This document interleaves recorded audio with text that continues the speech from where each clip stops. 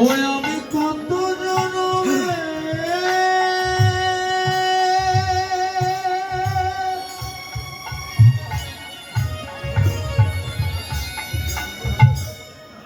ওরে কত জনমে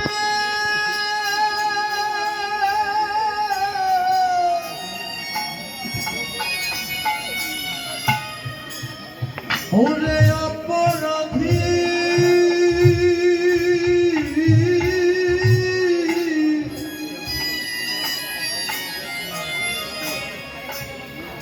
আমি যেন ভক্ত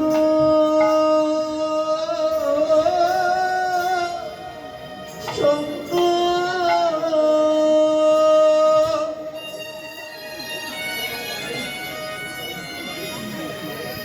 ওরে করিতে পারি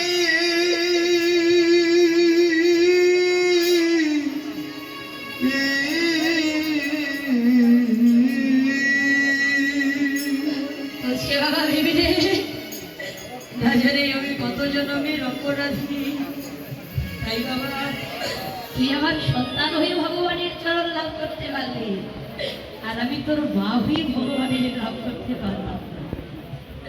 বাবারা দেখুন, একজন মানুষের ভক্তের ভক্তিটা কতটুকু থাকে, ভগবান ছুটে আসে বাবা। কিন্তু বাবা আপনাদের মতো ভক্তের কাছে ভগবান ছুটে আসবে বাবা। কিন্তু জগতে যারা আমার মতো পতিত, আমার মতো পাষাণ্ড, আমার মতো জ্ঞানন্ধ জীব, জগতে তারা কখনো কোনোদিন ভগবানের চরণ লাভ করতে পারবে না। তবে বাবা আমি ভগবানের কোনো কৃপা চাই না, কোনো করুণাও চাই না। আমি চাই আপনাদের মতো সাধুগুরু বৈষ্ণবের সঙ্গ। বাবারা আশীর্বাদ করবেন, আজকে নাই কালকে নাই, প্রতি বছরে বছরে আপনাদের সর্বদা হরিনাম কৃষ্ণ নাম যেন শ্রবণ করাতে পারি। হরি বল।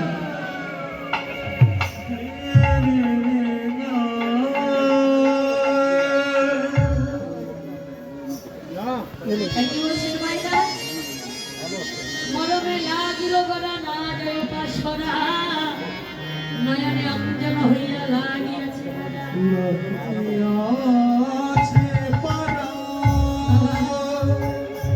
দেখবে বাবা, আগের যুগে যখন আমার দাদুরা যদি পড়াতেন, মায়েরা কি পড়াতেন? একে চন্দ্র, দুই পক্ষ, তিন নেত্র, চারে বেদ, পঞ্চবাদ। মায়েরা এইভাবে যখন পড়াতেন বাবা, অনেক কিছু কিন্তু শেখা যেত না বাবা। এখানে কি বলছে? একে চন্দ্র, দুই পক্ষ, তিন নেত্র। এই যে বাবারা বলুন তো, তিন নেত্র মানে কি?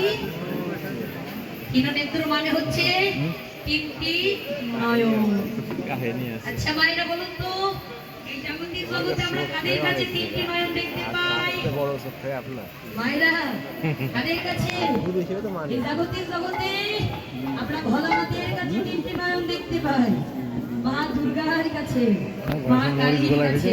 কিন্তু বাবা শুধু ওদের কাছে নয়, এই জাগতিক জগতে প্রত্যেকটা ভক্তের কাছে, আমাদের প্রত্যেকটা ভক্তের কাছে তিনটি করে নয়ন আছে। সেই তৃতীয় নয়নের নাম কি মায়েরা? সেই তৃতীয় নয়নের নাম হচ্ছে আমাদের দিব্য নয়ন, আমাদের জ্ঞানের নয়ন, আমাদের আলোর নয়ন। বাবারা এই দিব্য নয়ন না থাকলে কখনো কোনোদিন আমার ঘুমখানা দুটি নয়নের দর্শন হয় না। কিমা এই জাগতিক জগতের সর্বসম্মতে কখনো কোনোদিন গোবিন্দকে দর্শন করা যায়? এই মায়ার জগতে সত্যি কখনো কোনোদিন ভগবানকে দর্শন করা যায় না। ভগবানকে দর্শন করতে হলে আমাদের তৃতীয় নয়নের প্রয়োজন আছে। সেই তৃতীয় নয়নের নাম হচ্ছে আমাদের দিব্য নয়ন। বাবা সেই তৃতীয় নয়নের যদি উদারি করতে হয় কি করতে হবে? আগে যেতে হবে গুরুর কাছে। তাই তো মহা বললেন, তোমরা আগে যাও গুরুর কাছে।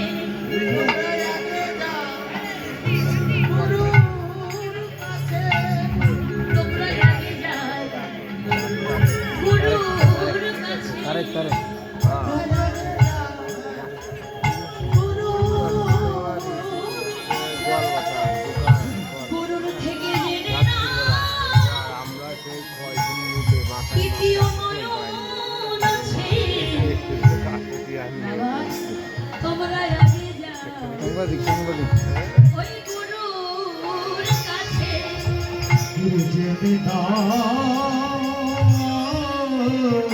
তৃতীয় নয়ন তৃতীয় নয়ন তোমরা আগে যাও গুরুর কাছে। কি করতে হবে বাবা? যদি আমাদের প্রতি প্রত্যেকটা ভক্তের কাছে যদি তৃতীয় নয়নের উদয় করাতে হয় কি করতে হবে? আমাদের গুরুজন আশ্রয় করতে হবে। তাই তো বললেন বাবা, যেই জীব গুরু না ভজে সেই জীব নরক। গুরু না ছাড়া কখনো গোবিন্দ ভজন হবে না রে বাবা। তাই বাবা, এই জাগতিক এখানে যারা শিক্ষা মন্ত্র দীক্ষা মন্ত্র নামে মানে না, তাদের হস্তে যদি 1 গ্লাস জল পান করা যায়, 1 গ্লাস জল মূত্র সমতুল্য জল পান করা হয় বাবা। এই যে ছোট্ট বোনেরা তোমাদের দৃষ্টি আকর্ষণ করে বলছে, বিবাহ করে করুণা করে আপনার ছোট ছোট মেয়েদেরকে আপনারা শিক্ষা দীক্ষা মন্ত্র নিয়ে দেবেন।